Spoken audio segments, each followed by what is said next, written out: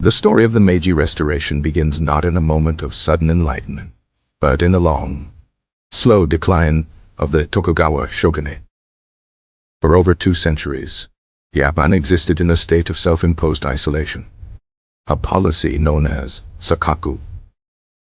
This long peace, while stable, led to economic stagnation and a rigid social hierarchy that was beginning to fray at the edges.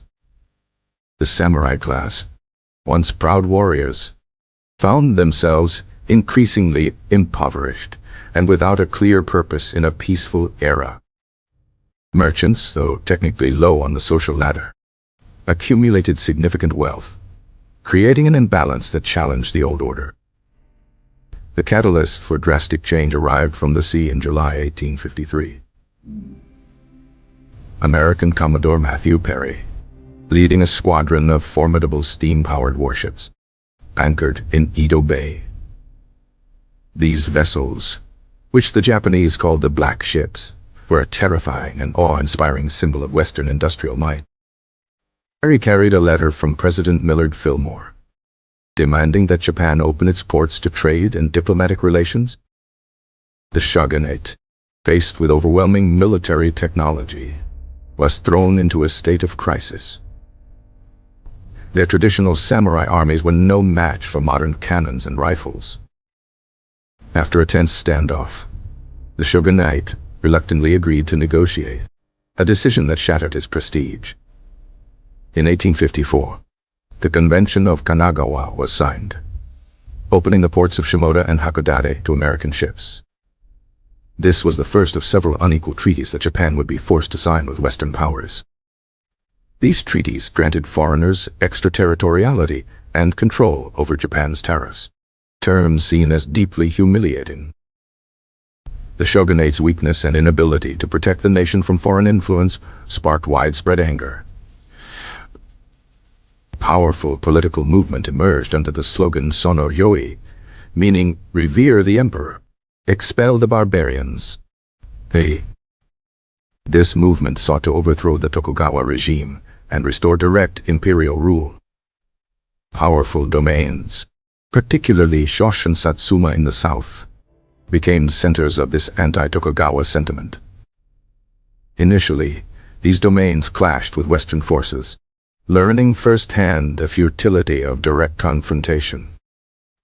The leaders of Shosh and Satsuma, once bitter rivals, realized that modernization was the only path to national survival. They secretly formed the Sacho Alliance in 1866, a pivotal moment in the push to topple the shogunate.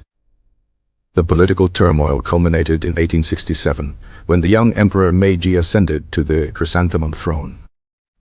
Under pressure from the Sacho Alliance, Shogun Tokugawa Yoshinobu formally returned political authority to the emperor. However, this was a political maneuver, and Yoshinobu intended to retain significant influence.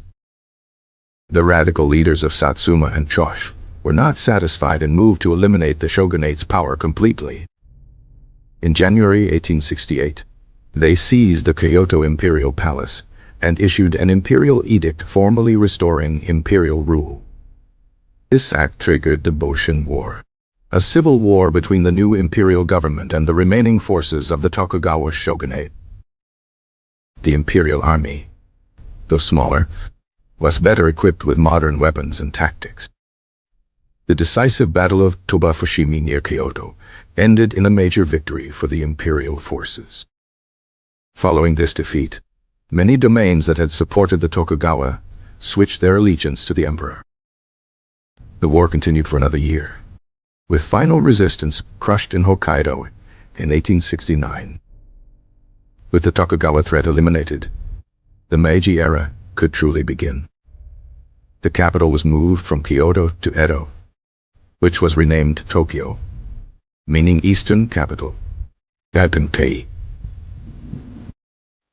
new government was a collection of ambitious, young, and pragmatic samurai from the victorious domains. They understood that to avoid colonization, Japan had to modernize rapidly and on its own terms.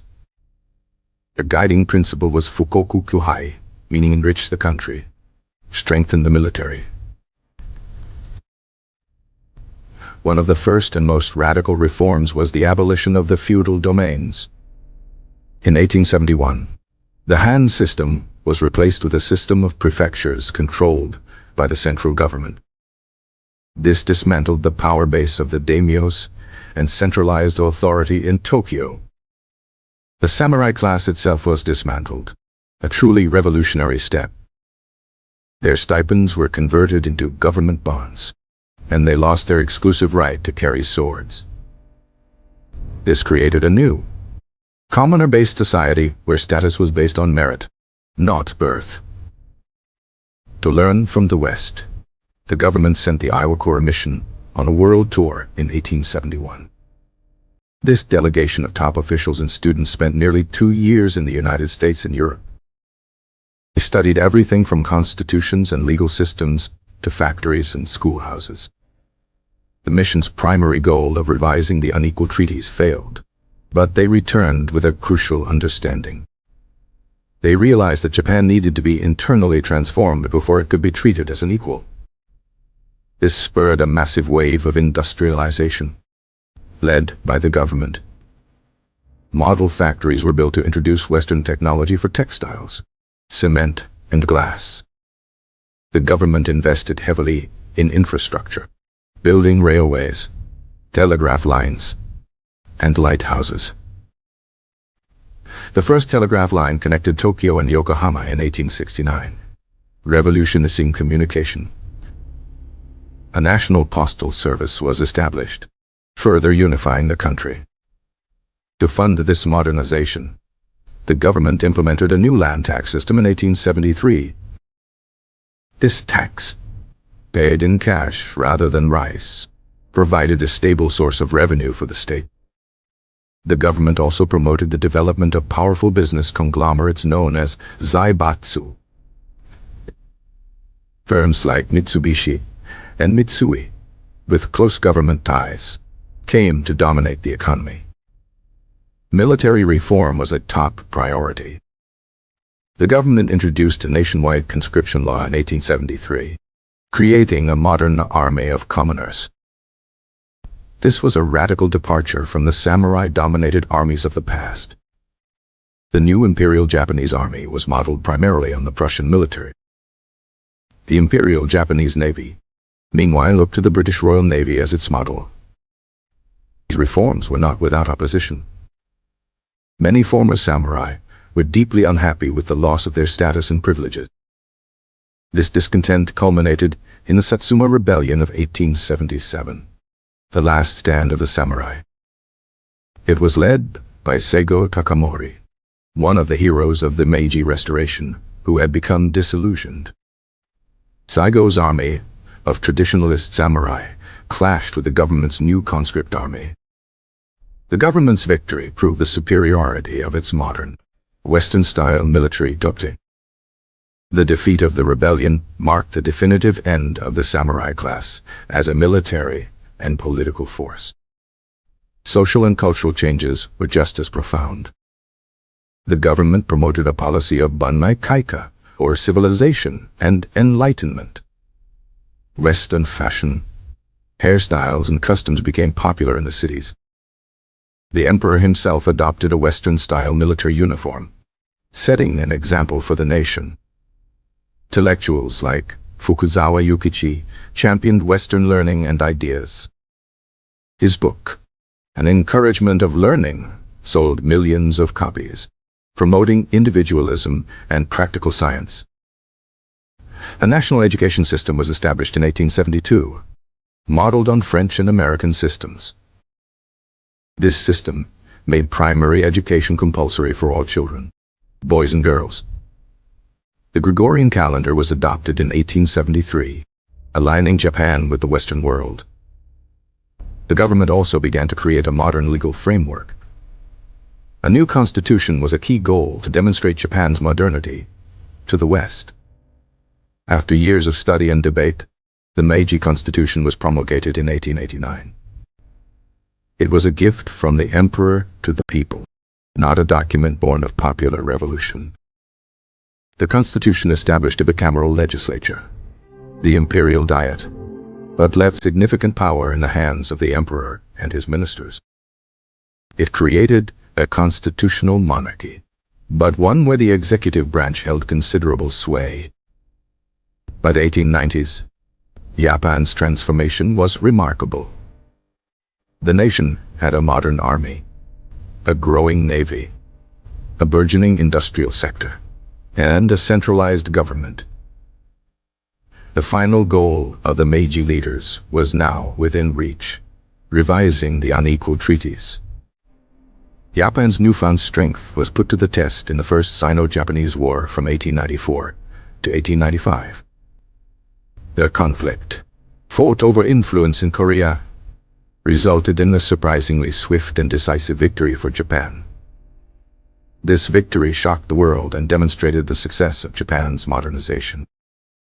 As a result, Britain agreed to revise its treaty in 1894, and other Western powers soon followed. By 1899, Japan had regained control over its tariffs and abolished extraterritoriality. Japan had finally achieved its goal of standing as an equal on the world stage. The culmination of this rise was the Russo-Japanese War of 1904 and 1905. Japan's victory over a major European power was a watershed moment in world history. It was the first time a non-European nation had defeated a European great power in a modern war.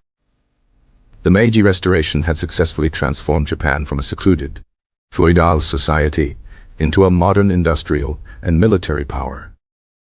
The period ended with the death of Emperor Meiji in 1912, marking the close of a remarkable era. In less than 50 years, Japan had achieved a level of change that had taken centuries in the West. This rapid modernization laid the foundation for Japan's 20th century history, with all its triumphs and tragedies. The government actively recruited foreign experts, known as Oyatoi Gaikokujin, to assist in modernization. These experts provided crucial knowledge in fields like engineering, medicine, and law. The adoption of Western music was another aspect of cultural change, with military bands being formed. The Rokumiakan, a grand hall for entertaining foreign dignitaries, symbolized the push for Westernization. However, this intense Westernization also sparked a conservative backlash and a renewed interest in traditional Japanese culture. The imperial rescript on education in 1890 emphasized traditional Confucian values of loyalty and filial piety. This blended Western learning with a core of Japanese nationalist ideology. The development of Hokkaido as a settled territory was a major national project. The government encouraged migration to the northern island to secure the frontier against Russia.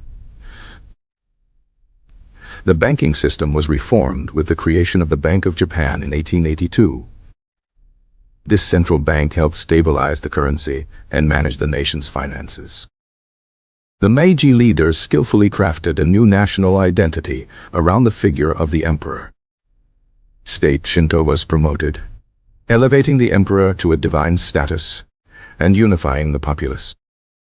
The creation of new national holidays helped to foster a sense of shared identity.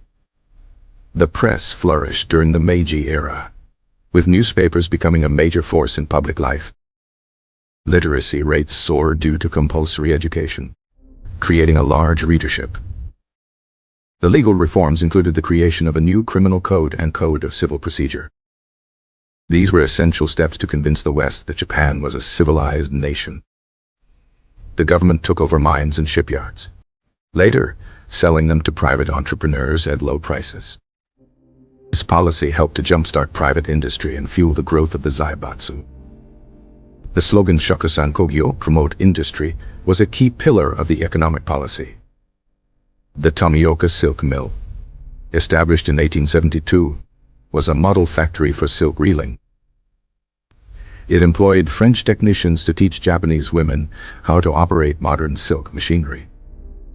Silk became Japan's most important export, providing foreign currency for further industrialization. The development of a modern sewer system in Tokyo improved public health.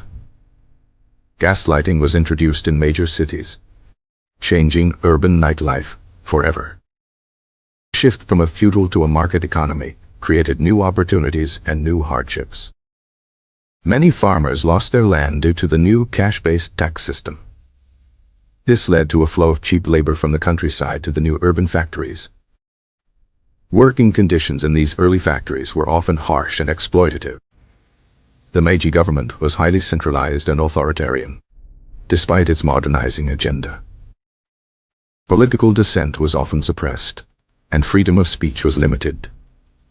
The desire for empire became a driving force in the later Meiji period. The acquisition of Taiwan after the Sino-Japanese War was Japan's first formal colony. Korea was annexed in 1910, further expanding the growing Japanese empire. Anglo-Japanese alliance of 1902 was a major diplomatic achievement. It recognized Japan as a major power and provided security in East Asia. The Restoration also saw the birth of modern Japanese literature. Artists began to experiment with Western techniques like oil painting. At the same time, there was a movement to preserve and modernize traditional arts, known as Nihongata. The Meiji era was a period of immense contradiction and complexity. It was an age of enlightenment and oppression, of unprecedented progress and great sacrifice. The speed of the transformation was both its greatest achievement and the source of future instability.